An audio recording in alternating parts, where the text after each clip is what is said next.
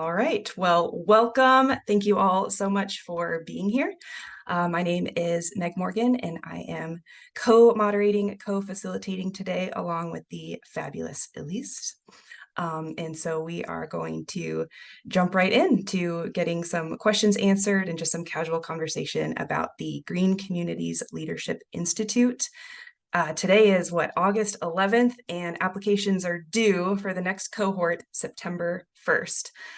So we are encouraging folks to think about the application and get their questions in and get them answered before that time period. And please reach out to any of us with any questions that you might have.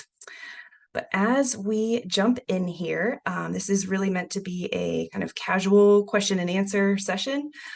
So for those who are listening in later and not on our panel officially, please feel free to use the hand raise, to use the chat, to unmute kind of at any point in time to ask your questions. It's meant to be casual, but we do have kind of a list of questions here that we'll ask both our core leadership team members who are joining and also our alum who are here with us. And then we'll make sure there's plenty of time at the end for you to answer any other kind of lingering questions that the group might have.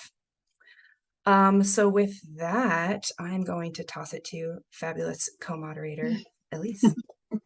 Hi, everybody. My name is Elise Schadler, and I am the program manager for the Vermont Urban and Community Forestry Program. And the question that we decided on for this popcorn style kind of icebreaker introduction round is, what is your favorite body of water to recreate in or around? So I will start with mine. It's fairly obvious to anyone who has ever been to Vermont or to Burlington, but Lake Champlain is about a block and a half away from my house. So I am in the lake almost all the time. So I'll popcorn it to someone, and then that person, when you're done, just keep popcorning it to someone else. So I saw a big smile from Paul Johnson. So Paul, why don't you take it away?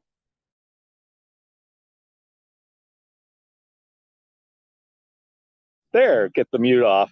That'll work better. Hi, everybody. Paul Johnson. I'm the Senior Director of Urban and Community Forestry with Sustainable Forestry Initiative, GCLI alum, and currently in a park in Albuquerque, New Mexico, so not a lot of water nearby, but it's the International Tree Climbing Championship is kicking off today, and then ISA's conference the rest of next week.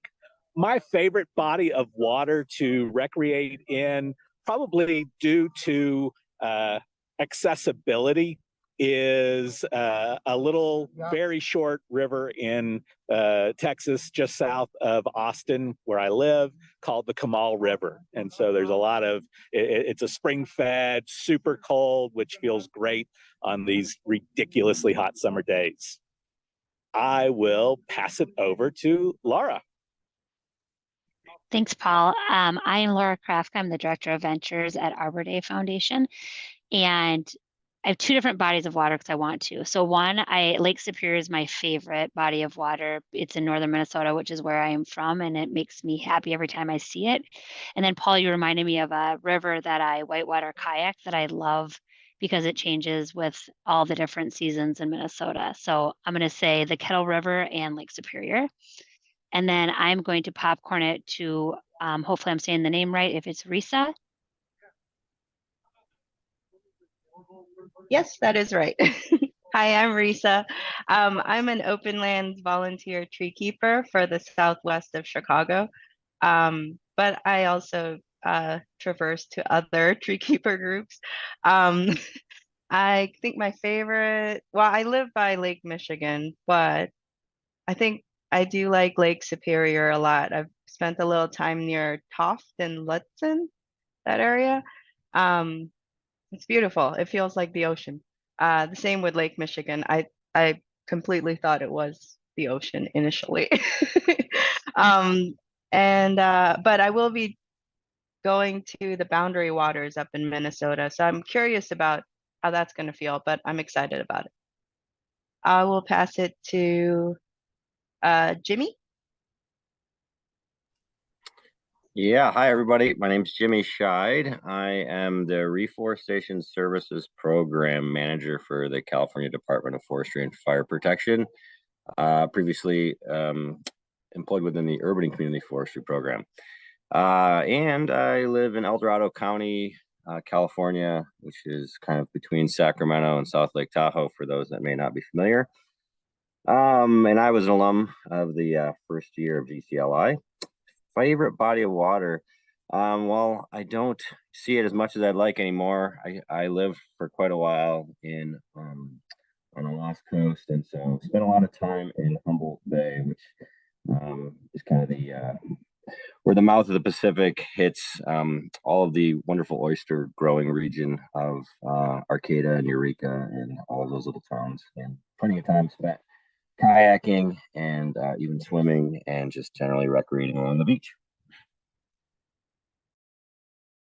And I will move it to, I see Christina without a face, but we'll move to her if she's there. Hi, I'm Christina McLaughlin. I'm the Partnership Coordinator for Urban Forestry for New York. I have to go with my favorite body of water would be Lake Ontario to get some more Great Lake loves. I'm an Oswego graduate, so I spent 4 years with the lakeshore literally in my back window because my dorm was literally the one that looked out on the lake. So definitely the best sunsets around. And so that's got to be my favorite. Oh, and I will pass it to, I think, Karen, it looks like. I don't think you've been called on yet, so we'll go with that one. Thanks. Almost last, but not quite least. So Karen Costanzo, I'm over at the City of Corpus Christi in the planning department. So I am not dealing with trees day in, day out in my profession, but I do think that planning professionals should know a lot more than they currently do about trees. And I'm guessing everybody who is involved in the tree forestry, arboriculture industry certainly can amen that. My favorite body of water, oh, and I should mention I was part of this last cohort. And so, yeah, my favorite body of water, I am down here on the Texas Gulf Coast. I would be remiss if I did not say, the Gulf Coast beaches, specifically Padre Island National Seashore. Pins has had a record-breaking turtle nesting season this year, so we can all celebrate that as a little bit of a good ecological recovery story. So, and I think I'll pass it down to Meg and we go full circle. Thank you. Awesome. Thanks, y'all. Hello again, Meg Morgan. I am the Root Nashville campaign manager in Nashville, Tennessee, at a nonprofit called the Cumberland River Compact, and that's in Nashville. So like Karen was saying, I would really be remiss if I did not cite the Cumberland River as my favorite body of water. Nashville is a river city, and I think the Cumberland River is extra special because it is a downtown river that is also swimmable, kayakable. You can kayak and turn the river and see the incredible, beautiful skyline and kind of swim right up to downtown. So it's a really special kind of local natural resource. But I also love snorkeling, and so the Cumberland River is not the number one greatest for that. So I'll say is snorkeling around Belize, the islands over there, especially Key Cocker and the Marine Reserve out there, was a really incredible experience. So I kind of have to cite that as well. So thank y'all, and tossing it back to Elise. Yeah, thanks, Meg. Believe it or not, Meg, you are the most tenured GCLI leadership team member that is on the call today. So I'm gonna start off with some questions for you about the Institute and about kind of how it started, where it's come. So maybe you could give us a little just historical context about who started it and when, and how you've seen it kind of grow, because you've been really involved now this is your third year, first year as a cohort member, last year as leadership team, and now planning for the next year. Absolutely. So Paul and Jimmy might be like, oh, Meg, most tenured, because I was actually in the cohort with the two of them to start with. So actually initially became, member of this community by participating that first year. So for myself, started there and am now on the core leadership team and working there. But really how this started was over the course of the pandemic, some really incredible and experienced kind of natural resources leaders kind of realized like, yeah, there's lots of leadership development opportunities out there, but what's missing is that kind of piece for mid-career professionals across the board. So not just tree people, not just water people, not just climate, not just planning or economic development, but really an opportunity that was a little bit more broad and included all of these kind of aspects of natural resources and the environment and beyond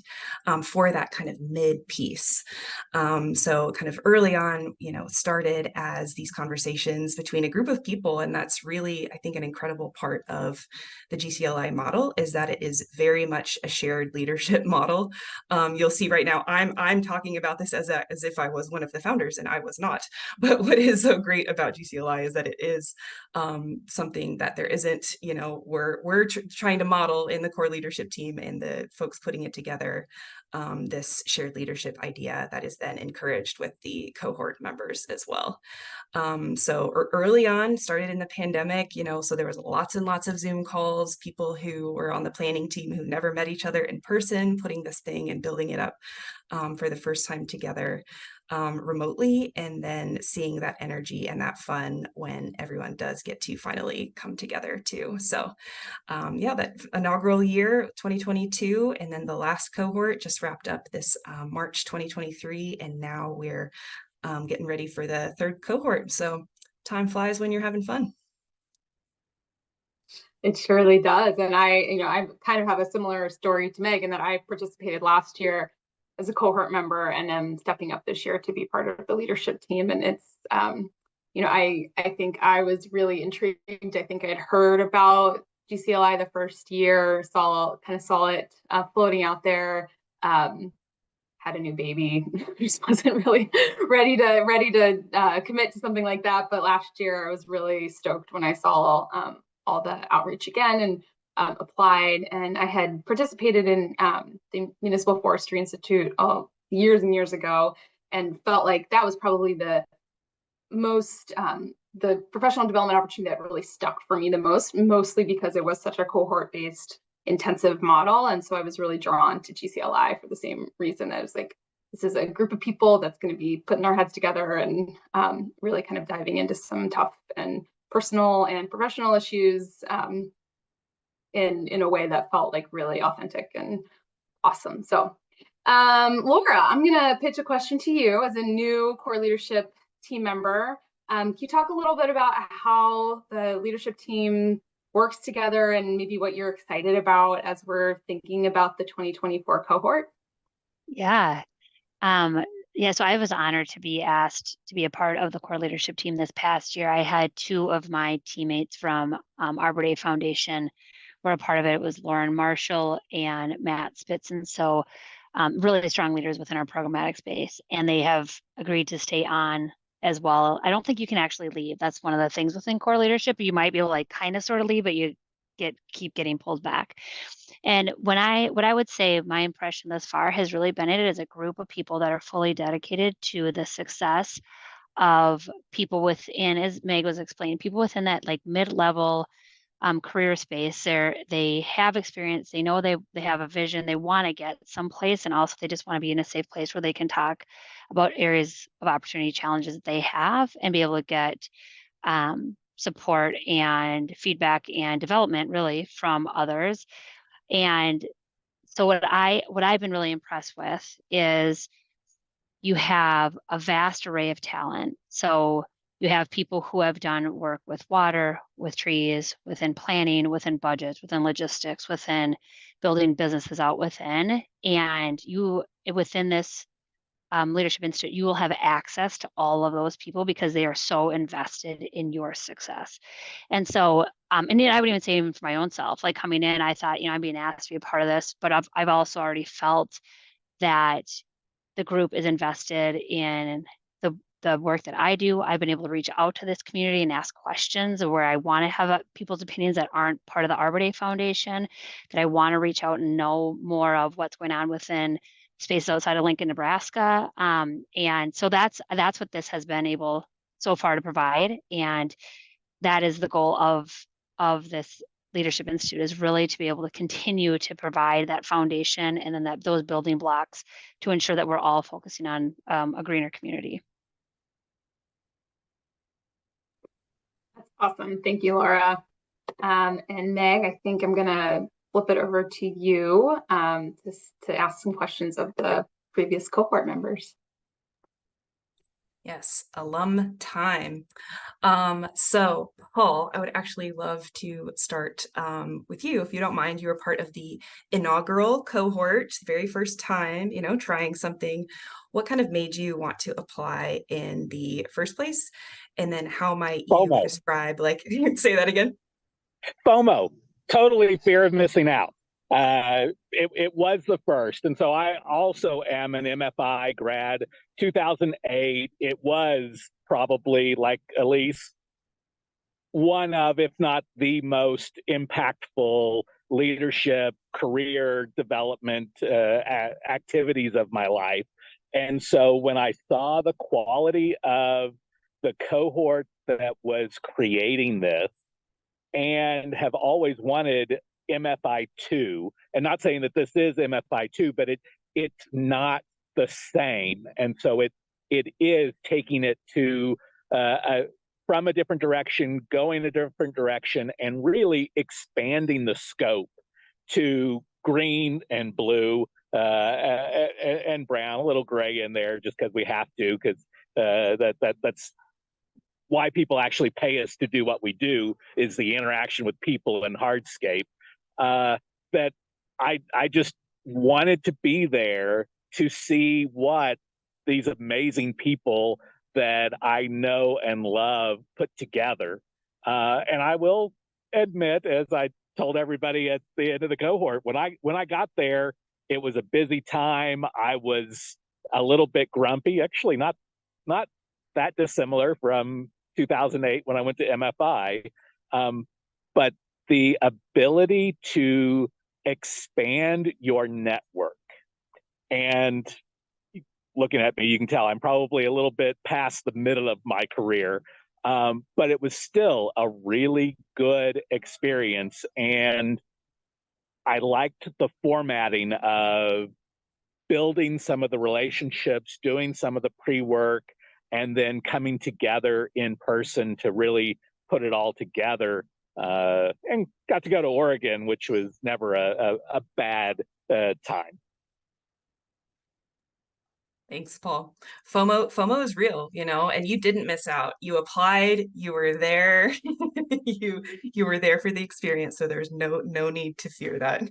Thank you. I think I'd like to come back to you at the end too, but want to get Jimmy in here as well, fellow cohort member. Just in general, what was your experience? What brought you in? And then were there any surprises or lessons learned throughout the experience that maybe you weren't expecting? Yeah, probably not too dissimilar from Paul, having known and a lot of the cadre members and the people kind of behind this institute. I was in my head thinking this is probably something I gotta check out. And at the point in my career where I was with the urban forestry program, I sort of had hit this complacent sort of plateau, and was also in the process of transitioning to supervise more. And by the time the institute began, I had transitioned completely out of that program to lead a different program within Cal Fire, that being reforestation services. So there was a lot of change going on in my life, and I was definitely at this point where, I wanted to see what was out there that wasn't something my employer, the department, was kind of feeding me, which is very much a fire department before it's, a resource management agency. And so I kind of went in there with an open mind. I really just was kind of just a fly on the wall for a while, and I can't say that the webinar portion really was the most exciting part of it for me. I think this was still hot on the heels of the pandemic, so it was kind of tough to feel engaged, but once we were able to make it up to the physical site in Oregon, things started clicking, and being able to really value that in-person experience was incredible, and the people that you were able to meet and network with. As far as like a real takeaway experience, once we were there in Oregon, there was a moment, and forgive me for not remembering everybody's names from back then, but there was one young lady, I believe, who felt some, I don't know, maybe I don't know if it's alienation or disenfranchisement from her own background, and wanted to kind of bring that to fore. And anyway, that stimulated a whole side trip for the class of being able to stand and kind of talk about their real feelings and their impressions of where they're at, and really just break away from the agenda in a lot of ways, which I thought was great that we had that organic experience to share. And so I think that vulnerability was really clutch, as opposed to just sitting there and being taught, to actually provide detail on those things that are sometimes hard to share. And I think everybody was able to do that in some way or another, myself included. And coming away from that, now with the staff that I have, I really try to kind of bring in more sort of outside of the norm activities, more icebreakers, more grounded ways to talk about who we are and those things that kind of comprise us at our core beyond just our profession. So that was kind of one of the largest takeaways for me. Jimmy. I totally agree that in-person part, there's some magic to that. And, finally bringing everybody together at the end of the 3 months, you've been communicating, virtually, and then, on message boards and watching videos. But then when you finally, get to see everyone in person, it does have a different kind of energy and a different kind of clicking there. So we're at Knoxville year 2, Knoxville, Tennessee, and we'll also be in Knoxville for year 3 for this next cohort. So wanted to put that out there as well. We do intend to change the location every couple of years to kind of add some variety and, get different coasts and different in-person experiences as well for that. But Karen, I feel like some of this with your moniker here on our Zoom as a good troublemaker, I feel like you would have loved that real reckoning moment that we had with that first cohort experience that Jimmy was describing, but you were in the most recent cohort. So can you, kind of share a little bit about, your experience? It's a little bit fresher for you. So maybe, what were some of your favorite moments or speakers, if you wanted to speak to that? And then what are some things that you brought back to Texas with you? Yeah, for the record, Jimmy and I have never met before, but he set me up beautifully. So thank you, Jimmy. I do think that authentic vulnerability is something that the framework allows in a way that other types of leadership or group trainings just don't ever even touch the surface of. So good troublemakers, that was my small group that we established as part of GCLI last year, and it really set off something, I think, and it's still a process for me, so I don't want to make it sound like I've got it all figured out, right?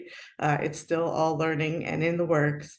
But I will say that coming into the cohort last year, I really felt like I had spent a couple of years just pressed up against that glass ceiling, just completely smushed against it. And, there were things I wanted to do for me career-wise. There were things I wanted to do for my community that I was getting nowhere with. So City of Corpus Christi does not have an urban forestry program. We do not have a community forestry program. That doesn't mean we don't have state resources, and I've been able to sort of build those relationships, but trying to be on the sidelines and cheerlead for that turned out to be more frustrating than anything. And then trying to find a leadership role where I can bring that forward just wasn't happening. So I decided that I'm going to start ignoring the glass ceiling. It's not a thing. It was made up, and I can just completely ignore it and pretend it doesn't exist. The shared leadership model, ensemble leadership, model is something that spoke deeply to me, and I brought that to my work at the city. I still am employed by the city. They haven't kicked me out as I make good trouble. I think everybody's benefiting. It's a slow process like any municipality.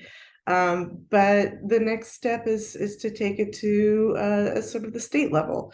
And again, building those relationships. I don't have to do it within the city. I can bring it. I can bring urban forestry and love of trees and tree planting and tree care without feeling like I am in any way ethically violating my role within the city, while also working alongside younger generations of residents who also have those interests. So empowering them. That's it in a nutshell. It's a chaotic mess. It's good chaos though. Thank you, Karen. And then I want to ask Elise this question, but then also kind of have other alum chime in on this as well. But Elise, you were in the most recent cohort as well, along with Karen. So can you kind of tell us maybe like a favorite moment or two with your fellow cohort members? Because that is something that I think is different or special about the Green Communities Leadership Institute, is that it is this cohort model, and that, there's these fabulous, wonderful speakers who are coming in with, presentation and some facilitation ideas, but then you also learn from your fellow cohort members along the way. So can you share a little bit about that? Yeah, sure. Yeah, I very intentionally remember thinking to myself, like my goal going into the in-person portion of GCLI was to make sure to have a conversation with each of like every single cohort member. And I think I did it almost. I think there's a lot of people there with like the leadership team, and so I'm also the kind of person I get really, like when you have like multiple days of meetings in the same room, and some people like to sit in the same seat every day. And I tried to sit in a different seat, which, some people are like, no, you're in my seat. It's not really your seat, really. So I would say one of the things that I really liked and appreciated about that like little personal challenge was we did a lot of like breaks in between presentations, or like within the presentation, there would be like kind of a question to consider, and like turn to your neighbors and kind of work through this. So those are some of the moments that I remember the most about like the cohort members, and like kind of those intentional conversations that got real deep real quick about like where you are, what you're dealing with, what are some strategies, like how a little bit of like kind of emotional, mental, like role playing about things that we're working on.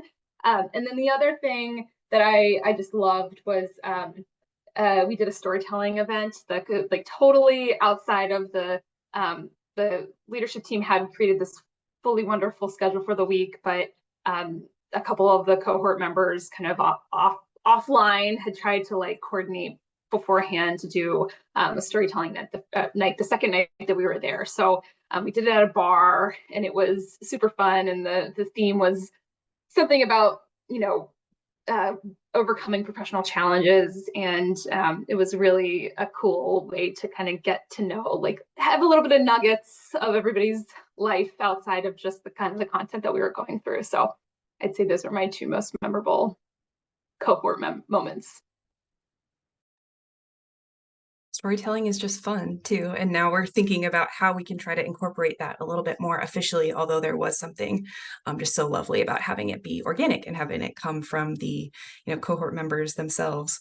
I'll share real quick just from the alum perspective, and then would love for Jimmy and Karen and Paul to kind of chime in here too. But some of my favorite moments were those kind of off the record, off the book kind of moments, especially for the in-person portion. But I shared this at the last info session, but something that really stuck with me, and it's a continued friendly and professional relationship that I love, is someone from the cohort who I was wrestling with this problem, and it ended up being really technical. And so at the end of a session one day, Lauren Davis and I sat down with laptops and spreadsheets in the hotel lobby with beers, and we just had like the best time like comparing spreadsheets and being like, wait, how do you track this? Like I would do it this way, or like, have you ever thought about this? Or you know, here's another idea. I got so much out of that. And also having the ability to be really open and vulnerable with a group that is from all over the country. And we might even have some kind of international cohort members this next time. There's something special about brainstorming with people who are not in your city and the openness that can encourage as well. So I personally got a lot out of that. But what else from other alum? Any other kind of favorite moments or things you want to share about the cohort experience in particular?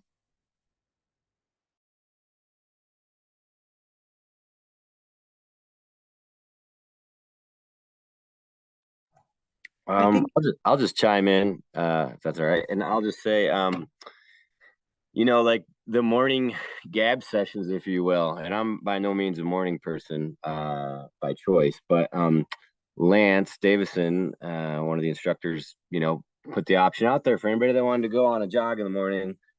He was gonna kind of corral everybody around 5:30 or whatever it was, pre dawn, and you know, I figured I don't want to be sedentary this whole time, so I'll take him up on that offer. But not really having known him too much, and not having known the two other hapless souls that decided to join our group, that were also in the same alum as I, we all just sort of bonded over different approaches to our day to day. And some of that was kind of from a personal standpoint and you know, our perspectives on things, but a lot of it was also work related and kind of shared challenges and areas that sometimes are maybe hard to get into in the confines of an exercise or a class, you know, in that sort of setting. So as much as I hated getting up early, I felt kind of invigorated at the end of those jog sessions with that group. And still, you know, I've been able to talk with Lance a few times when things come up. So it's great to kind of have those opportunities to meet people in kind of just a normalized setting.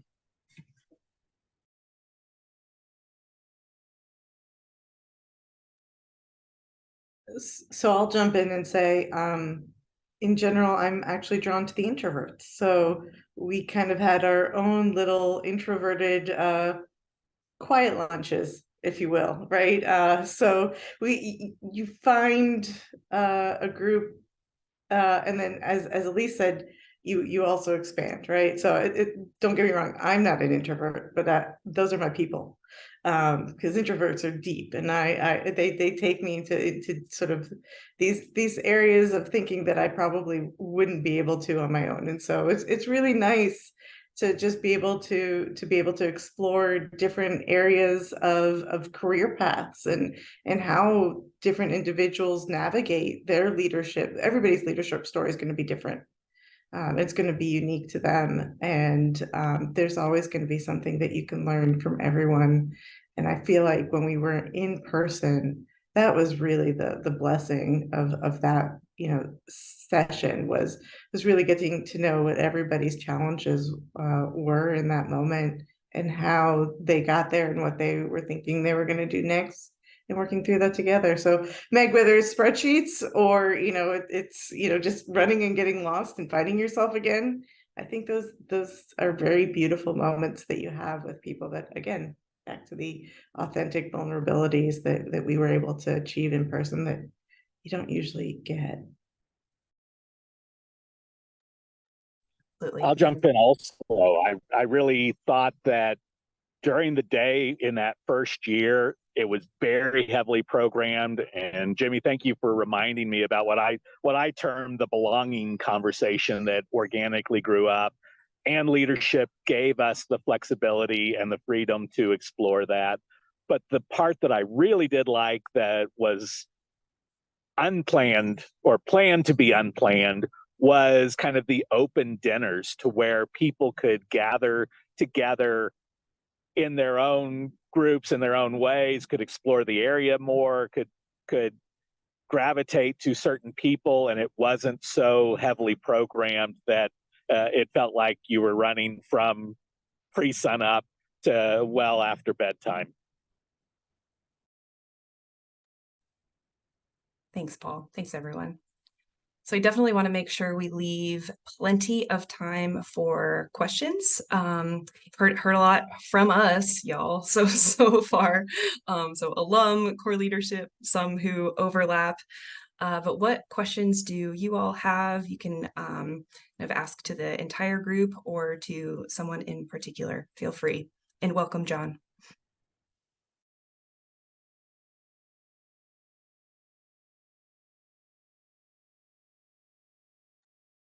We need to talk about the format a little bit, or logistics. I don't know if we really got into that at the beginning, but it's a 3-month process. Applications due September 1st, and you will start with portions that are kind of self-guided.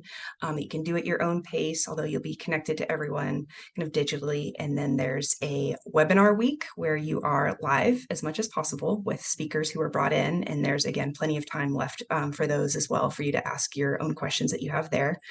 And then, of course, there's the kind of in-person portion to kick it all off, which will also be in Knoxville, Tennessee again this year. So probably should have said that at the beginning, but at least we got it in here somewhere. We got those logistics in here. So yeah, Risa, Christina, John, anything you would like to hear more about, or any kind of pressing, burning questions that you might have. It's okay if you don't, but wanted to make sure there's time for it. I don't think I have any pressing questions, but I guess since you were talking logistics, like how big are the cohorts? A great question. So we kind of aim for a size of about 25, but it could be in the 20 to 30 range. So big enough to where there's, plenty of people to bounce ideas off of, and yet also small enough to where you can get to know everyone, I think is part of that. So Elise, Laura, anything else you would add or clarify to that? Does that sound right? Shared leadership, y'all. I'm not the only one here. Yeah, yeah, that sounds right. And it did feel like a good, like it wasn't overwhelming to try and have at least a little conversation with everybody. So I'm an introvert, but exercising into ambivert. So trying to do that. I'm okay with putting myself in uncomfortable situations, but I was wondering if my day job is not in the field, but I do a lot of community work with open lands. I learned about this through open land staff. And so would that still be like relevant to this program? And can I still function in my full-time job? I guess that's the other question. So it really is virtual for the course, but then it's that last week. Is that right? Yeah, I can take this one. Yeah, the format. So the first month is they're kind of a setup as a full like course online that's very self-paced. So it's kind of like, here's a theme for a week, and like here's a couple of recorded presentations to watch, and there's like a discussion board that some of us really dove into, and some folks just didn't have the time or the capacity to participate in that piece. But I recall doing those like once my kids were asleep, but I like cozied up with a cup of tea and like really enjoyed listening to those presentations. The February webinar week is, and there's opportunities for like getting together virtually throughout that first month. So it's not required, but just like, hey, like you watch these things. Are you a person that needs to process them verbally? Come join us at a open hours like webinar. And then the webinar week, was something that like it was kind of during the lunch hour every day of 1 week. So again, like I think some people moved things around on their schedule, so they were really able to make I think I ended up going to all 5 of them. But of course, like some people were not able to, and I think they were all recorded, if I'm remembering correctly, so you could watch them later. So yeah, it's absolutely feasible to like the coursework, kind of the curriculum pieces that are the reading and kind of written reflection stuff, that is definitely you're able to kind of fit that in. And then I would just say, like having, I think one of the things I'm excited about is this started with kind of a core of like natural resource professionals, but a little heavy on the urban forestry, arboricultural side. And I think the goal over time is to make it much more inclusive of all kind of environmental and natural resource professionals. So I would say, like, enthusiastically, yes, like I very much applicable to what you're working on, and would say you would. I think it's not. We're not talking about like specific silos. The topics are very broad and applicable across the board.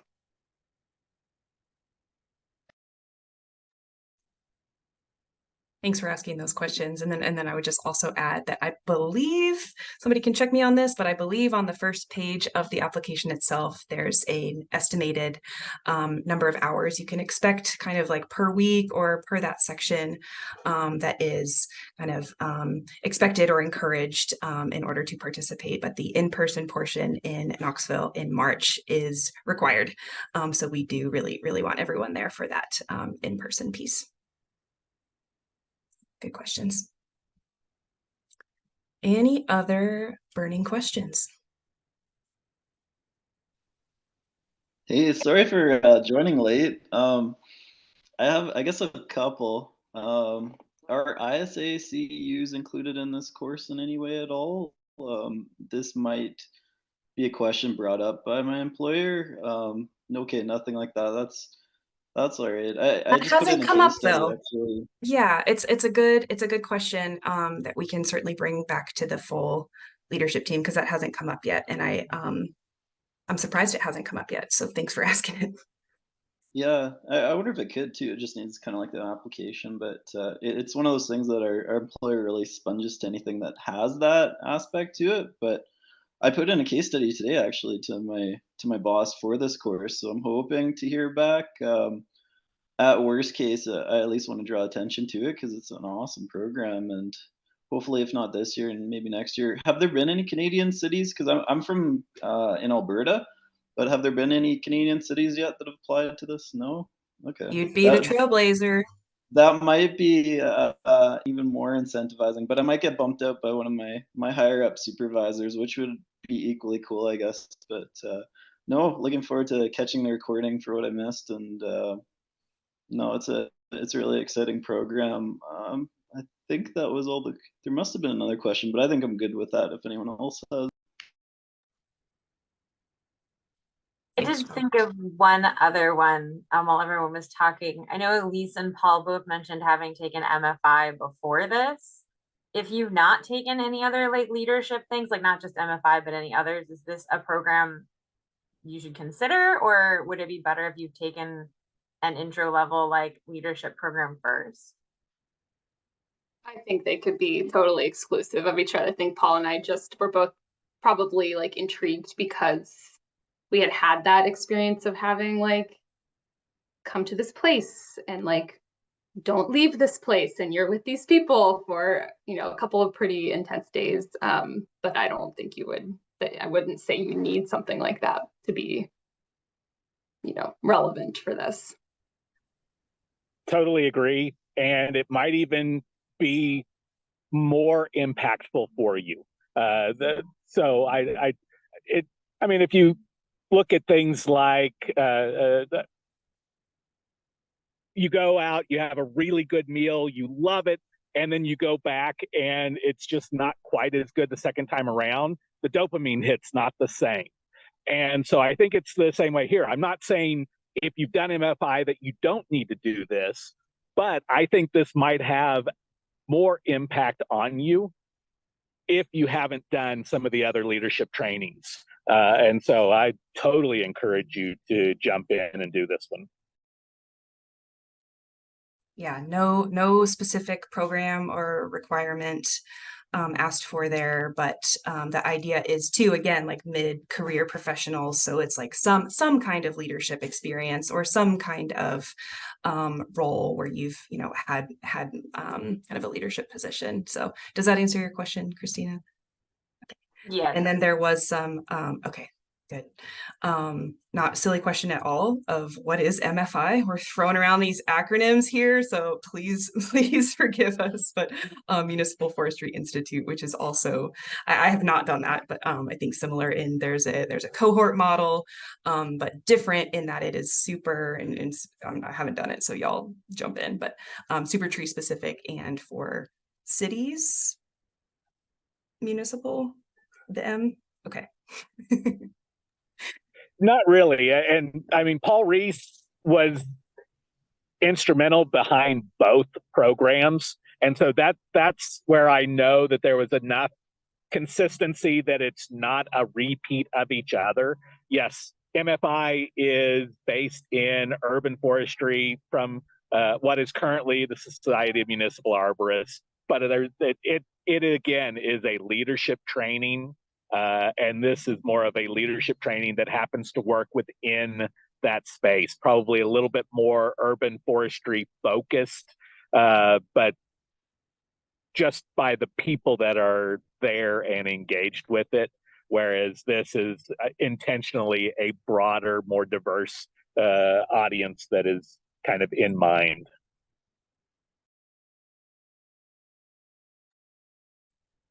Thanks, Paul. Any other questions? And then I'm also going to open this back up to our panelists.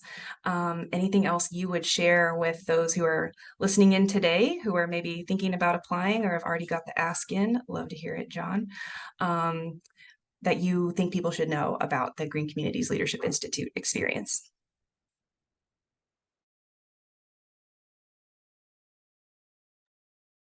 The one thing I would say, I had the privilege of reading through all of the feedback that the applicants had sent in last year as we look at ways that we want to continue on, but also improve the experience holistically. And for anybody who's thinking about applying for this, there is a very strong dedication by the leadership team to ensure that we are providing value to each and every one of you. And also, like, we are learning as we're going. I mean, Rita, I think asking the question of what's MFI and having acronyms, like, that's not inclusive language necessarily. And people do it. I do it all the time, right?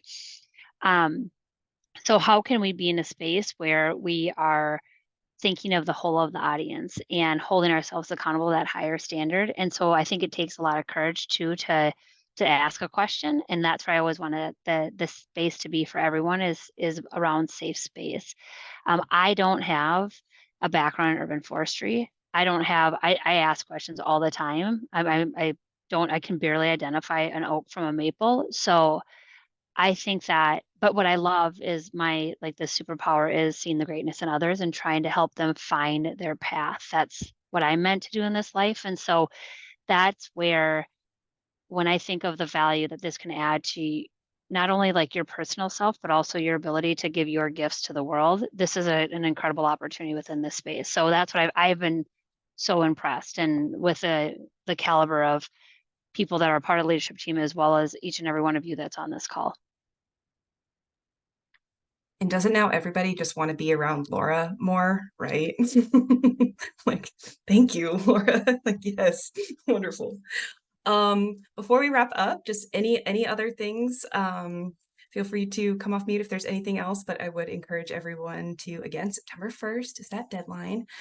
We also now at the Green Communities Leadership Institute website, there is a place at the very bottom where you can put your email in there for updates. And so if you just want, a reminder or just follow along, I would encourage you to throw your email in there. And then we're on LinkedIn, and we're on whatever that other platform is now. I guess I don't even really want to say it. Check us out on LinkedIn and on our website. And Karen, please take us out here. Oh, I just wanted to repeat a question I had on a women's forum. I was promoting this cohort and the application period, and somebody had asked about if you needed any sort of specific title to have achieved in order to apply. And so I made sure to be very clear that it's mid-career, whatever that means for you and where you are, right? It's a very individual path. So just in case that was something, you know, I thought I heard a little bit about that in some of these questions. You know, it's really about to assist you on your path, and what forward looks like to you may be very different from forward for somebody else, but you know, Laura can set you up pretty good and empower you on that next step. So I think that's what it is. It's all about being here for each other. So I just want to be clear, like, you don't have to be a mid-level management, or, you know, that's not what this is about.